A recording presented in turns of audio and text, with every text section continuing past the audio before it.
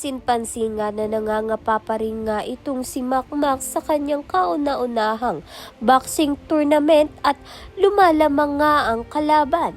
Subalit sa huling round nga ay mabilis nga niyang na-knockout ang kalaban dahil na rin nga siguro sa napagod na nga ito. Kaya naman nga't nakamit ni Makmak ang kanyang kauna-unahang panalo sa kanyang kauna-unahan nga ring boxing tournament. Samantalang nagdadalawang isip pa nga ang lola nga nito ni Makmak na panoorin nga siyang lumaban dahil ayaw nga nito na nakikitang nasasaktan ng kanyang apo. Subalit nanood nga siya at ayun nga, nanalo nga ang kanyang apo.